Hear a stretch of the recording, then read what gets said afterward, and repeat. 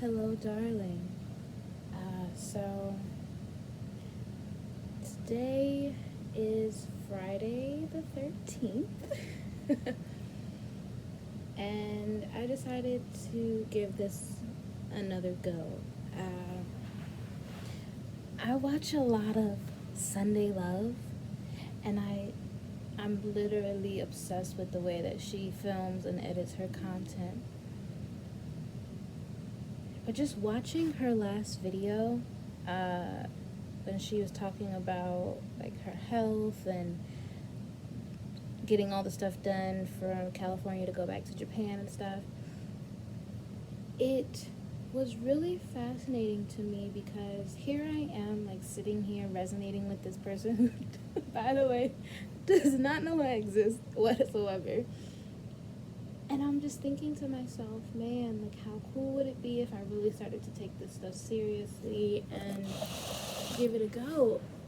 And I was like, girl, what's stopping you, you know? What's really stopping me?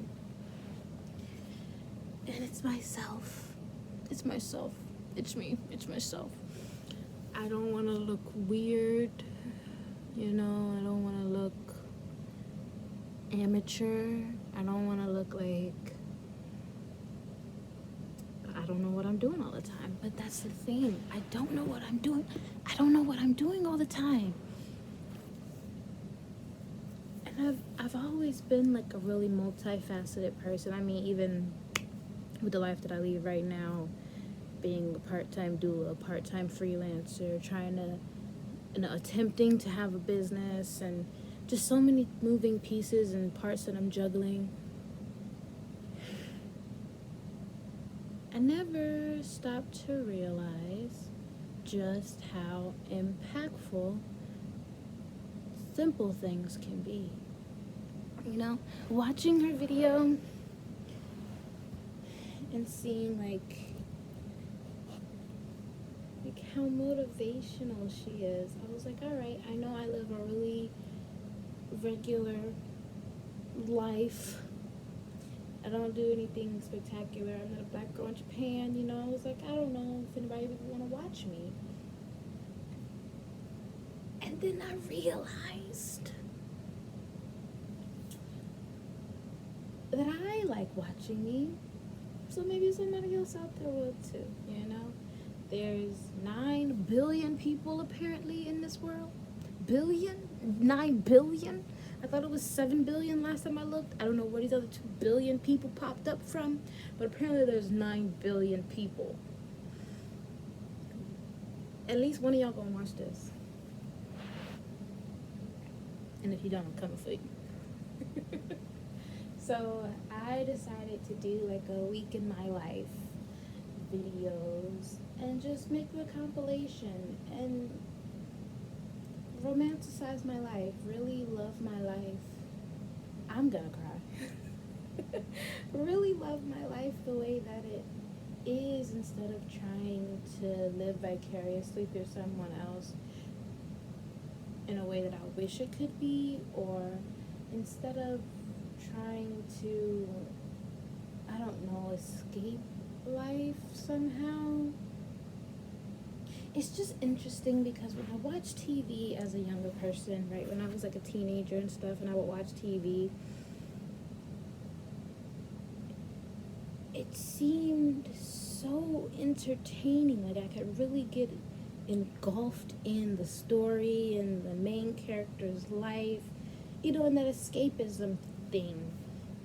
And I don't know if it's because of like the rise of vlogs and the more we're just communicating with each other, but even now, like when I watch YouTube and I see the people with like the big houses and the fancy cars and stuff, it kind of has the same feeling that it did with TV, except I know they're trying to pretend like it's real and I know it's fake. You know, it's like when you're a kid, maybe you really believe the character is that character, and then when that character is offset and they're like smoking a cigarette, cussing out somebody, you're like, wait a minute, I thought they were like this. Except, you know, Now we're doing that and we're trying to actually be these characters. And I'm not, I'm not a doula, right? That is not who I am. And I feel myself sometimes wanting to say, oh yeah, I'm a doula, and then just stopping it at that. And people usually get really interested in what I do. I am a doula in the sense of what I do as a profession. I am a freelancer in the sense of what I do as a hobby that makes me some money. But who I am, I don't 100% know yet. And there's this big pressure to know who you are in every realm of who you are by the time you're like 20, and you feel like a failure if you miss that milestone of being a 17-year-old millionaire. And it sucks.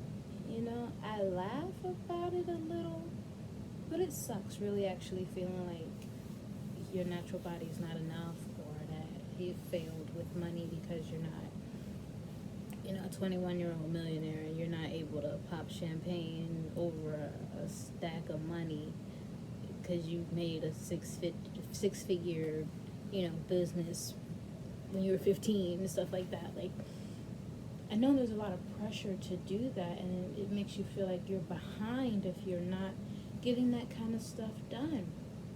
But interesting enough, I was watching Desperate Housewives, and here's this fictional street.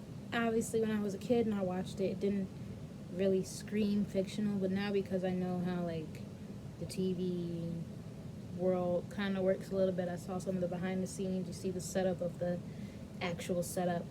I was watching it and I was like, man, they spend all this money on stuff. They make all this money, and every single one of them is so unhappy to where the main premise of the show, which for some reason I didn't realize was the premise when I watched it younger, was a whole housewife who murdered herself. Oh, sorry, I probably shouldn't say the M word. Herself. The whole premise of the show is she was so unhappy with her luxurious life that we're striving so hard to obtain to that she allegedly ended it.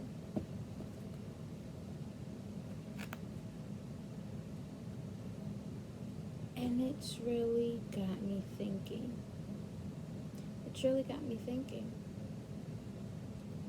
What do I want to do? Who do I want to be?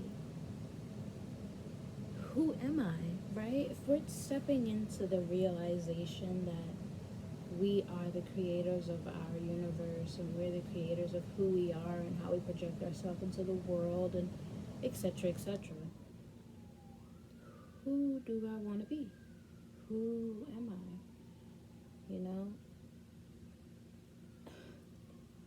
I'm about to find out. I'm about to find out.